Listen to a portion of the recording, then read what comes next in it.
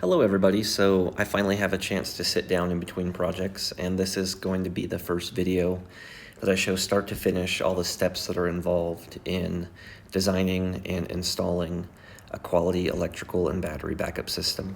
So at South Face Renewables, we are a full service solar and battery design outfit, and what that means is that we do everything from design work, permitting, plan sets, and then the installation and commissioning of the system. All projects start with utility bills and what a customer uses, because everybody's consumption habits are different. So we always try to get 12 months of bill data that we can throw into our modeling software. And then what we do is we go and we actually do a 3D model on somebody's roof.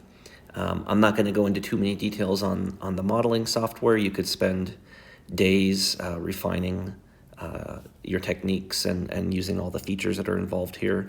But at a very high level, we do a 3D model of a house, and that lets us simulate production in the system.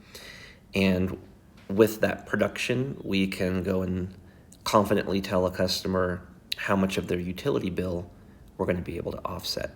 So here's an example where we're able to offset 92% of a client's energy production with a 14 module system. So after we do our site visit, where we compile photos, measurements, and use them in conjunction with our 3D modeling software, we begin to compile everything that the authority having jurisdiction is going to ask for to issue a permit. All of the spec sheets for every piece of equipment that we're putting on the property are provided.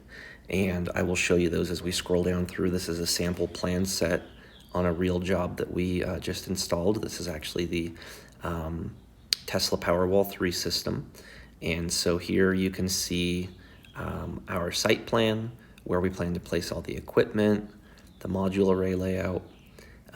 This here shows all the red circles are where footings are going to go. Here's side angles of the array attachment and what they look like. Getting down into our electrical single line, just kind of showing the power flow in the system. And then here's an actual 3-line diagram that shows every wire and where it's going to land. Getting down into conductor sizing, voltage drop, all things that electricians do on a day-to-day basis when they're preparing to pull circuits to equipment, whether it be in a commercial setting or in this case a residential setting. So I do just want to say that this is one of the areas that we're very strong in, and this is what sets us apart from some solar contractors who are not licensed electricians. They just aren't going to have the experience that an electrician has had sizing circuits. And this is all the stickers that the utility is going to want. Yeah, there's a lot of work that goes into preparing and delivering a very clean plan set to the authority having jurisdiction. I will say that's another area that we are very strong in. Very, very rarely do we get pushback from the AHJs where they're asking for more information or more detail, because we've done this enough times now to know exactly what the AHJ is going to ask for. And I think on probably 8 out of 10 projects, we get permits issued on the first round of submissions. So now that you have an understanding of all of the paperwork and planning and design that goes into a solar and battery system, let's take you to the fun part where we get our hands dirty and go to the field and do the install. This project is a 14-panel solar system using Silfab prime panels, and we're using the Powerwall 3, which just came out, along with Tesla's Gateway 2 to provide whole home backup. This is the Powerwall 3. This weighs 287 pounds, and as an installer, I love working on it compared to previous generations. All of the AC terminal connections are on this side, communications ports are in the center, and all of the DC solar terminations are over here. So on this project, our conduit run ended up coming down this side of the home, and we'll go ahead and take a look over here. We've got our junction box on the roof, we poked into the garage using all weather tight fittings, and you can see our conduit sticking out. So we need to get power, DC power, to the Powerwall, which has an inverter built in. We're going to bring that pipe over here, and we laid this all out to scale. We're going to bring our DC power in here, make it those connections, and then AC power is going to come down through this pipe. We're using a 7-foot gutter box on this project.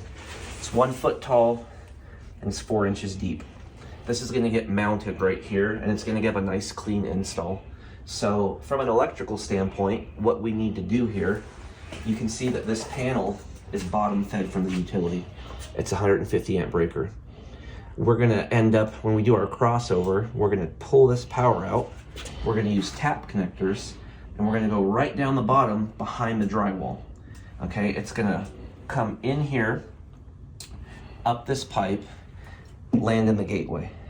Then we have to take power out on the backed up loads down the second pipe and reroute the power to the panel. That way the whole home is backed up. The Powerwall is a 60 amp circuit breaker. I believe it's 6 gauge wire, and we have to take that wire out the AC side down into this gutter box and up here. The last thing that we need to do is we have to mount this on the exterior of the home. Again, the reason why we're using a gutter box on this job is we can then pop our hole right here, pipe up to the disconnect, and it's going to have a nice, clean, aesthetic look for the homeowner when it's all said and done. Right now we've got our electrical apprentice Mattel drilling. Logan's been helping. What do you think, buddy? We do a good job? Yeah, can you move your foot? I'm sleeping. Oh, sorry. Sorry to get in your way. You keep sweeping, okay?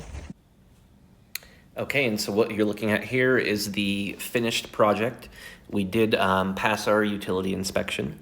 I am a one-man crew on inspection days, and so I just forgot to do some video while I was on site. But yeah, this is what everything looks like when it's all said and done.